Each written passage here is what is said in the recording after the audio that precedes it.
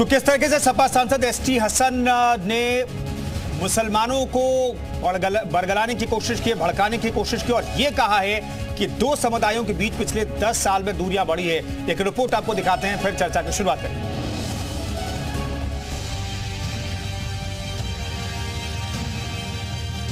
आपको मालूम है कि जो 10 साल गुजरे हिंदुस्तान के ऊपर, जिसमें सबसे बड़ा नुकसान ये हुआ, नफरतें पैदा करने लगे लोग, नफरतों की सौदागरी करके सिंहासन हासिल करने की कोशिश की गई।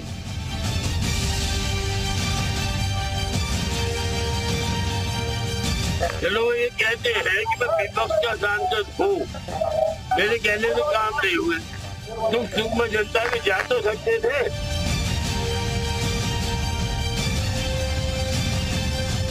जिस तरह से देश इस वक्त चल रहा है वो जनता देख रही है। सिर्फ हिंदू मुसलमान करने से देश नहीं चला करता।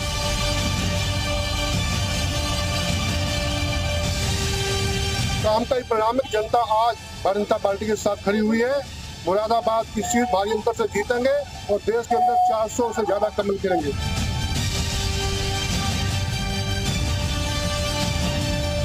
जो अपना प्रत्याशी दिया है वो जीतने के लिए नहीं दिया है, उसने हराने के लिए दिया है। कैसे मुसलमान का वोट बांटा जाए, उसको उनका मकसद तो सिर्फ यही है।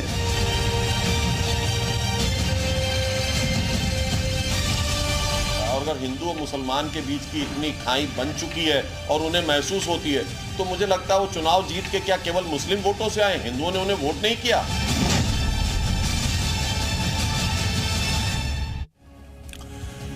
तो समाजवादी पार्टी के सांसद और प्रत्याशी एसटी हसन का कहना है कि दो समुदायों के बीच खाई पैदा हो रही है और इसके लिए 10 साल से बीजेपी सरकार जिम्मेदार है। लेकिन हम आपको एक आंकड़ा दिखाना चाहते हैं, क्योंकि बीजेपी से पहले देश में यूपीए की सरकार थी। उस सरकार और इस सरकार में देश में कितने दंगे हुए उसका एक आंकड़ा भी देखिए। साल 2010 में जब यूपीए की सरकार थी तब 701 दंगे हुए, 2011 में 580 दंगे हुए और 2012 में ये संख्या 668 थी। यानी यूपीए सरकार में इन 3 सालों में करीब 1949। वहीं एनडीए की अगर बात करें अब, तो साल 2018 में 512, साल 2019 में 410 दंगे हुए, साल 2020 में 857 दंगे हुए, यानी कि करीब 1779 दंगे हुए। अगर आंकड़ों को देखें तो एनडीए के मुकाबले यूपीए सरकार में ज्यादा दंगे हुए हैं।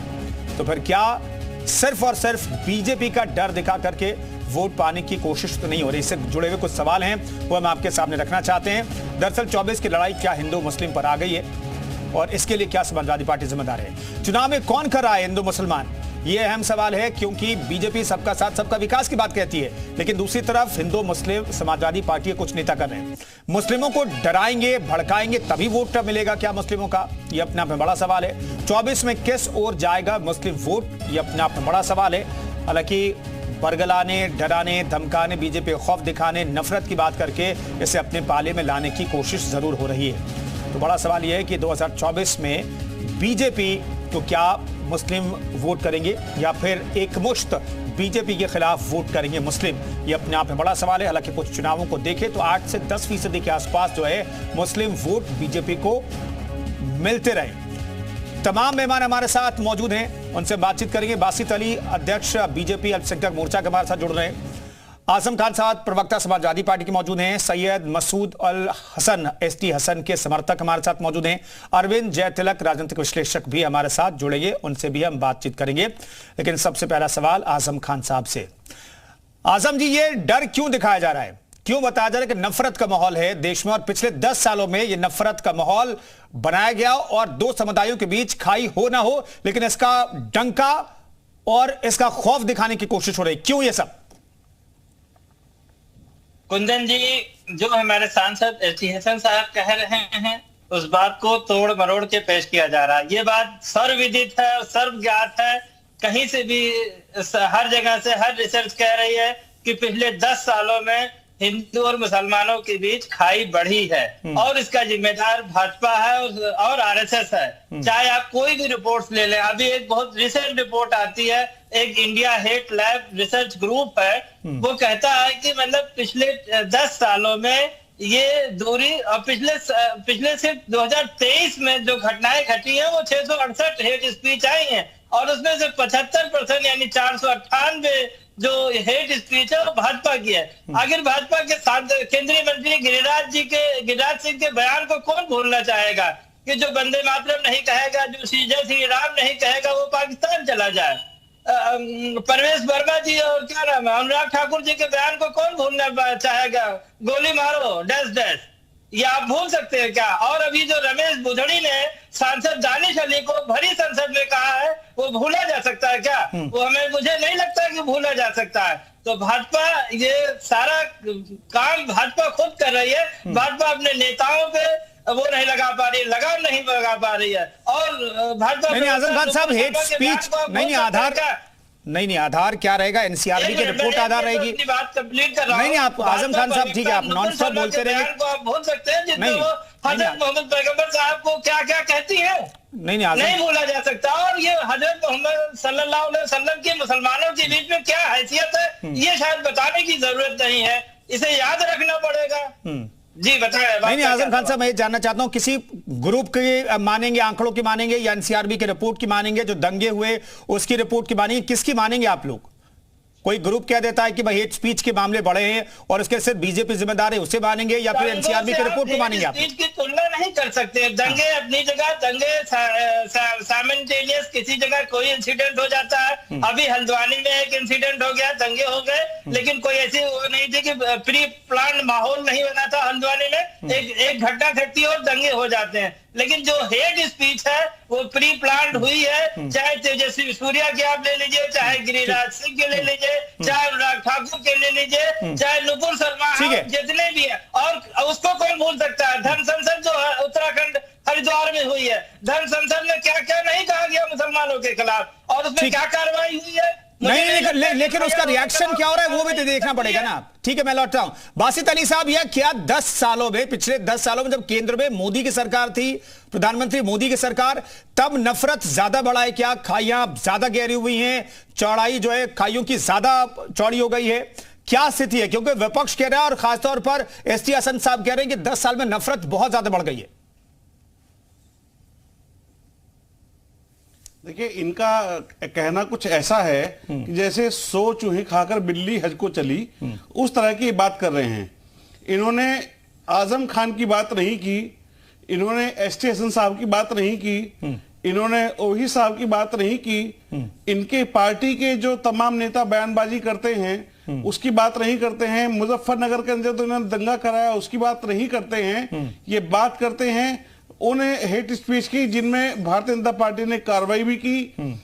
माननीय प्रधानमंत्री ने खुले मंचों से कहा कि हम सबका साथ, सबका विकास और सबके विश्वास की बात करते हैं। इस तरह की बातें बर्दाश्त नहीं की जाएंगी और इनको एहसान मानना चाहिए। अगर ये सच्चे मुसलमान हैं तो साहिब सिंह, या आप अभी बात कर रहे थे नुपुर शर्मा जी की, भारतीय जनता पार्टी ने उन पर कार्रवाई की, उनको पार्टी से निकाला।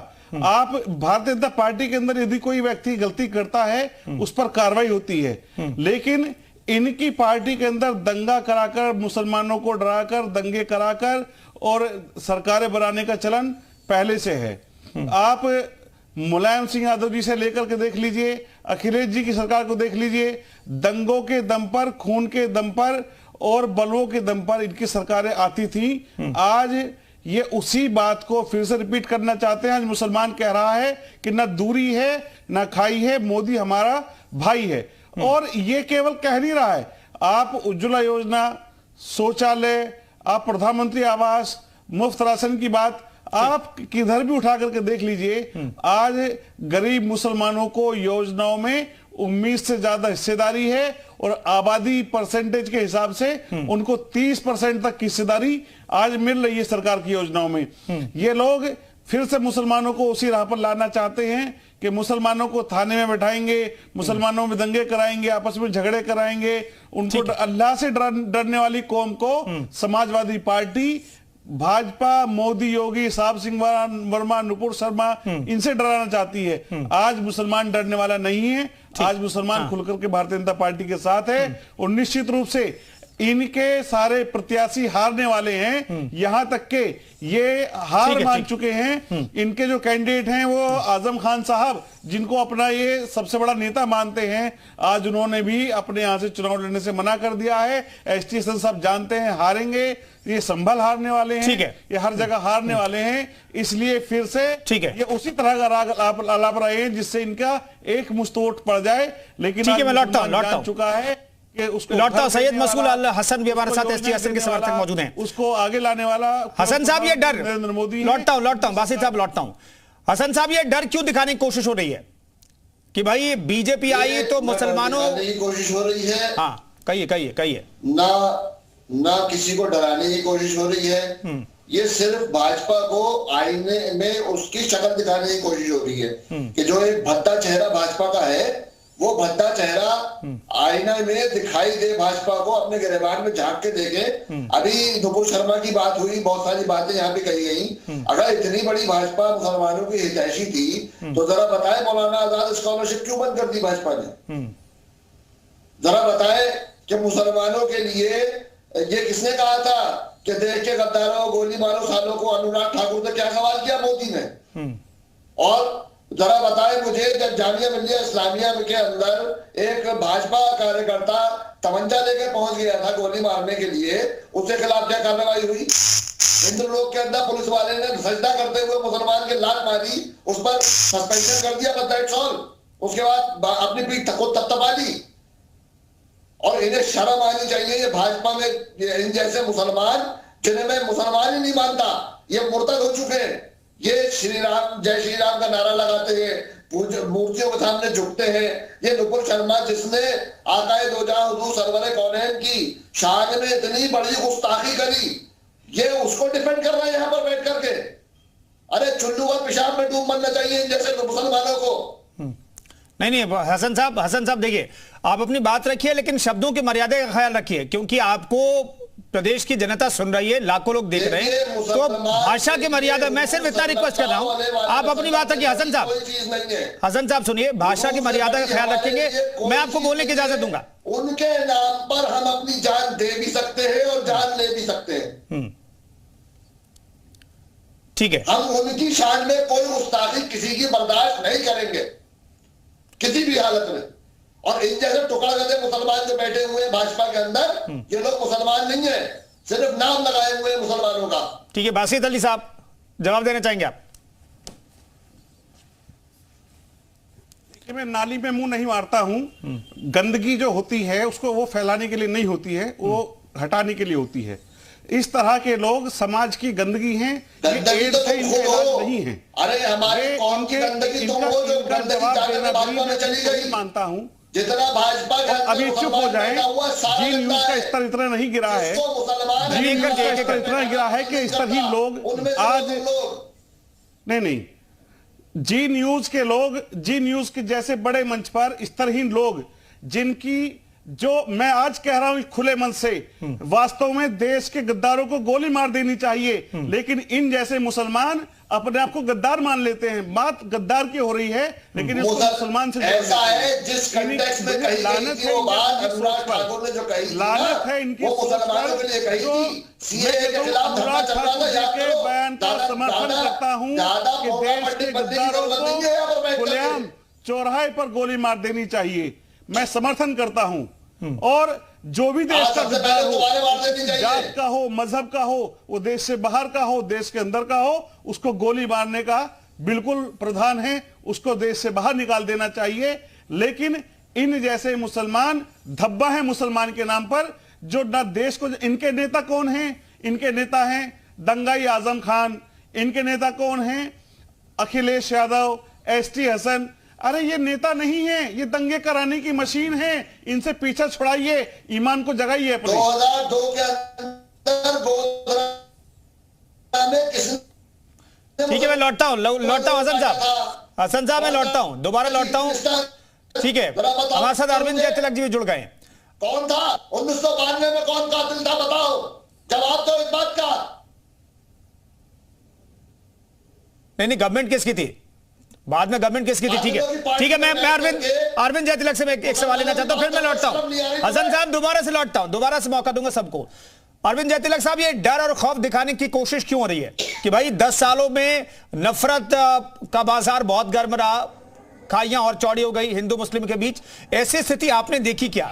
या फिर ऐसी स्थिति तभी दिखाई देती है जब कोई मुस्लिम नेता ये बातें कहता है और खासतौर पर उस इलाके से वो आता है जहां पर मुस्लिमों की आबादी ज्यादा है, वहां पर ये बातें कही जाती है? इसके पीछे का मकसद क्या दिखता है आपको? सिर्फ वोट बैंक या कुछ और? कुंदन जी देखिए, हार्वर्ड विश्वविद्यालय के एक प्रोफेसर हैं डैनियल जिबलाट, उनकी एक किताब है हाउ डेमोक्रेसी डाई, यानी लोकतंत्र कैसे मरता है। उसमें उन्होंने लिखा है कि जब आप अपने विरोधियों को, वैचारिक विरोधियों को शत्रु समझाने पर या उनको साबित करने पर तुल जाते हैं, उसी दिन लोकतंत्र मरने लगता है। एसटी हसन साहब कुछ ऐसा ही प्रयास कर रहे हैं। भाजपा उनकी वैचारिक विरोधी पार्टी है, लेकिन वह जो है भाजपा को एक शत्रु के तौर पे, देश के विलेन के तौर पे कुछ इस तरह जो है अभिव्यक्ति के जरिए कहना चाहते हैं। और आप देखिए, पहली बार नहीं है, अभी हल्द्वानी में उत्तराखंड में जो हिंसा हुआ था, उन्होंने क्या कहा था? कहा था कि पाप का घड़ा भर गया इसलिए ब्लास्ट हुआ। आपने देखा कि मुरादाबाद में गरबा का जो उसमें 60 विदेशी मेहमान आए थे, तब उन्होंने कितनी जो है खतरनाक टिप्पणी की थी। ये एसटी हसन साहब दरअसल जज्बात से खेल रहे हैं। उन्हें अच्छी तरह मालूम है कि मुरादाबाद में 2019 जैसी लड़ाई नहीं है। वहां पे बसपा जो है इरफान सैफी साहब को खड़ा की है, दरअसल इन सवालों के जरिए, इन बातों के जरिए, अभिव्यक्ति के जरिए जो है ध्रुवीकरण कराने के पक्ष में है। उन्हें इस बात का भय है कि कहीं मुसलमान गोलबंद अगर हुए तब तो ठीक है, नहीं तो अगर कहीं मान लीजिए दूसरे पार्टियों में गए, भाजपा में गए, बसपा में गए, तो इनकी नैया डूबनी तय है। इसीलिए कुछ इस तरह की बातों को जो है, देखिए फिल्मों में ही सिर्फ खलनायकों का फंडा नहीं चलता है, सियासत की दुनिया में भी खूब खलनायकी होती है। तो कुछ इस तरह की बातों, इनसे पूछिए जरा कि 2013 में जो दंगा हुआ था मुजफ्फरनगर का, उसके लिए कौन जिम्मेदार है? इस बात का उनके पास जवाब है। अभी जो है 1 अक्टूबर 1994 के मामले में जिन लोगों को, दोषियों को सजा मिली है रामपुर तिराहा कांड में, किसकी सरकार थी? इनसे जरा पूछिए। क्या राजनीति में, ठीक है राजनीति आपके लिए मौके की मोहताज हो सकती है, लेकिन आप देश का जो एक नैरेटिव है उसको कुछ इस तरह से आप सेट करने में लगे हैं कि भारतीय जनता पार्टी इस देश में जो है पूरी तरह से अराजकता का माहौल पैदा कर दी है। क्या ये अपने आप में जो है देश विरोधी बयान नहीं है, समाज विरोधी बयान नहीं है? उनसे पूछा जाना चाहिए। ठीक है कुंदन जी। ठीक है, अरविंद जी हमारे साथ बने रहिए। और एक और मेहमान जुड़ गए, कशिश वारसी साहब जुड़ गए हैं, मुस्लिम स्कॉलर हैं आप। कशिश साहब, देश में स्थिति क्या है? देश में क्या हिंदू और मुसलमानों के बीच बहुत ज्यादा नफरत है और नफरत की खाई और चौड़ी हो गई है, गहरी हो गई है, जैसा कि एसटी हसन साहब कह रहे हैं पिछले 10 सालों में? देखिए, मैं आपको एक बात बताऊं, एक मुद्दत से विरोधी पार्टियों ने सिर्फ एक ही काम किया है, और वो काम ये किया है कि विरोधी पार्टियों ने मुसलमान को ये कह के डराया है, मोदी मोदी मोदी मोदी, आरएसएस आरएसएस। ये जबरदस्त विडंबना रही है इस देश की। मुसलमानों के दिल में एक पता नहीं विरोधी पार्टियों ने ये जहर भरा है, जो है मोदी जी के खिलाफ, अमित शाह जी के खिलाफ, और एक जमाने से ये काम चला आ रहा है।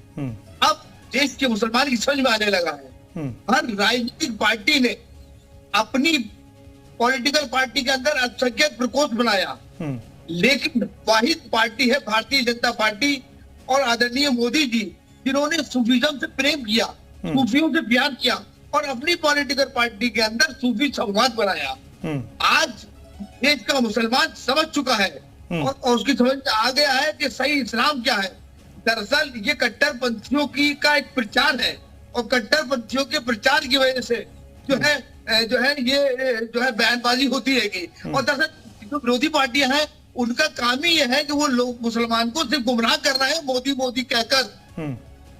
ठीक है, लेकिन कशिश साहब, आप बीजेपी की तारीफ कर रहे हैं और न्यूट्रल बात कह रहे हैं, मुझे लगता है इस पर आपसे सर्टिफिकेट मांग लेंगे मुस्लिम होने का। एसटी हसन के समर्थक है सैयद मसूद अल हसन साहब हमारे साथ बैठे हुए हैं।